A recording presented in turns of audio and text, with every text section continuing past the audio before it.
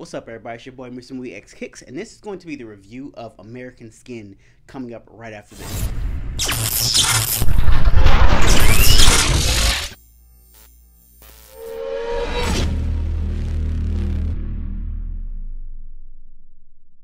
This is your jury.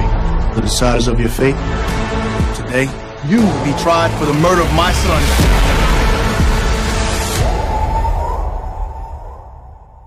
You scared? Are you afraid?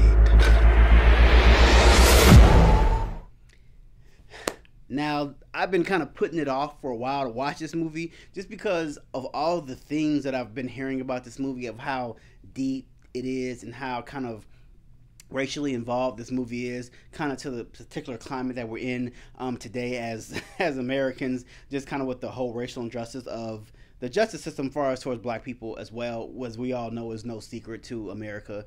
But this is, especially like it almost kind of it kind of brings the feeling home, is that you get tired of certain aspects of movies. Like, I'm tired of slavery movies. I'm tired of us as well, kind of, and like I think this is going to be a running theme of kind of the next thing of slavery movies is movies like this. But this is not throwing any shame on this movie. This is an amazing movie. I could just see a lot of people coming out with things like this being like the new slavery movies. But this movie to me was amazing. American Skin is actually directed, written by Nate Parker, and starred in by Nate Parker as well.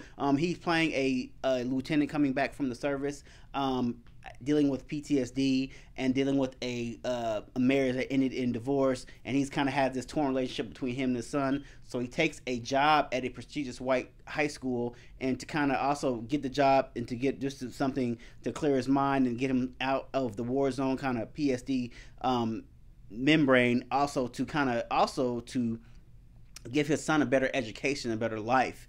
And everything is kind of going well with the two. And then a selling night, they're pulled over by the cops as he's picking his son up from his friend's house, and the night strictly goes from bad to worse as a melee breaks out, and the cop then shoots and kills his son. And then you fast forward to a year later, justice isn't served, as generally it usually is. And then so Nate Parker and his friend Omar Sedgwick's character, and Will Monell from Power, takes an act of getting revenge as they go to the police station to shoot it up and to take hostages and to put the cop on trial as they see fit. So that's basically like a brief synopsis of the movie.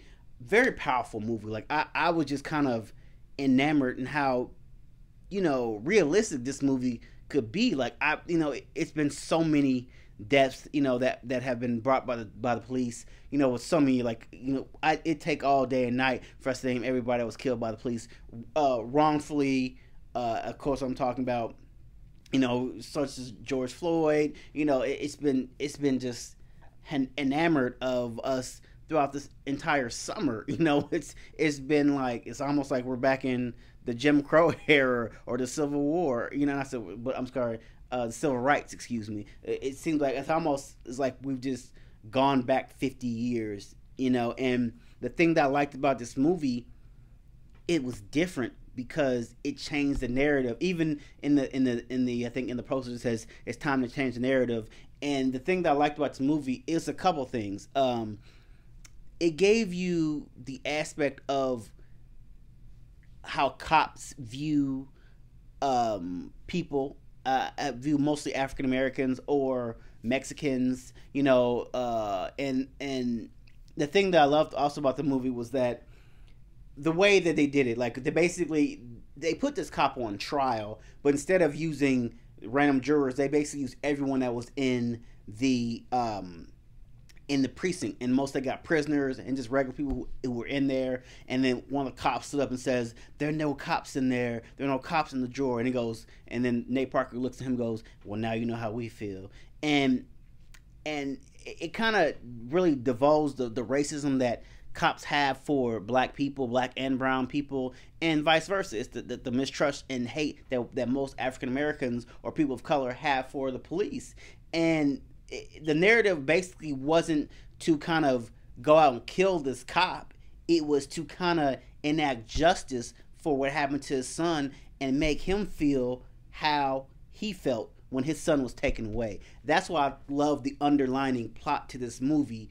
It wasn't like supposed to be like an vicious assault, like let's kill all these cops, you know, or I want y'all to watch while I kill this cop, or not that I'm saying that's what happened in the movie, but that's the underlying theme of they didn't want to get that across. They wanted the cops to feel how we as African Americans feel every day if we're getting pulled over or having interaction with, or having altercation or any interaction with the police. We're always on edge. We're always, you know, like, oh my God, are they gonna kill me? Oh my God, or am I gonna get shot? You know, it's like, and if you're white, I'm not gonna say you guys don't have those problems, but 9 times out of 10, we're gonna have to worry about those problems more than a white person will. 70%, even though African Americans are, I think, 14% of the population, yet 70% of us are in jail. So it's, you know, but the thing that I thought was different about this movie was the way it was shot. It was shot from a film standpoint of a character. It's a high school, it's a college camera crew that are following Nate Parker's character around after the trial. They want to get his reaction and things like that, and so he actually calls them. And they don't know that they're about to shoot up the police station and take hostages. They didn't know this, but he basically did this so everyone could see the injustice and how people actually view, you know, regular black and brown people. And so that's why I love a different angle about the movie was it wasn't like shot like a real, like, quote unquote movie. It had that behind the scenes handheld camera style what they were going for. Like you could really sell this movie if this really happened in real life. Like, that's the beauty that I loved about this movie. And I'm not going to give away the ending. To me, this is one of those movies you have to sit down and watch and kind of get your own you have to kind of watch your own of the ending, because like even though I could tell you guys what happened, it's like one of the movies like I don't want to spoil it because it's like really one of those good movies you have to see. I will say it is a very sad ending, but the thing that I loved about the ending, it made the narrative of what he was talking about throughout the entire movie come to fruition.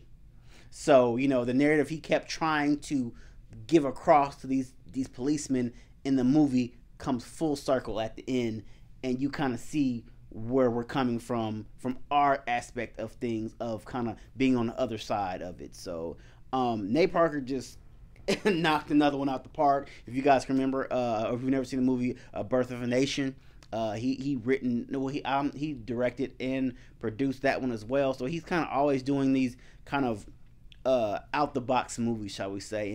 And to me, this is already going to be one of the best reviewed movies of 2021. If it's not in the running category of, you know, best picture, at least best, you know, actor, like, he needs to be nominated for everything possible for this movie because it was just that good. Now, the only other problem I'm going to see about this movie is that Judas and the Black Messiah are coming up as well in a couple weeks, and so that's dealing with an actual true story in the 70s with the Black Panther, or in the 60s with the Black Panther. So that's the only reason why the movie might kind of get overshadowed in a couple more weeks when that movie drops. So, but this movie, American Skin, hands down, one of the best movies I've seen, even though it's only February. If you guys like movie reviews, TV show reviews, sneaker reviews, think about subscribing to the channel. If you like what you saw, please give me a like. I would highly appreciate that. Drop those comments. For anyone that's seen this movie, tell me what you guys thought about this movie. Did you think this movie was really good or really bad? Tell me what were your favorite scenes in the movie if you have seen it, and tell me what was like that. Tell me in the comments like what you guys really thought. Like, what was the most tear-jerking scene in this movie? To me, it was obviously the ending. Like I said, not giving it away. It just was sad. So, but as always, guys, MrmoviesXkicks out. I'll holler at you guys later.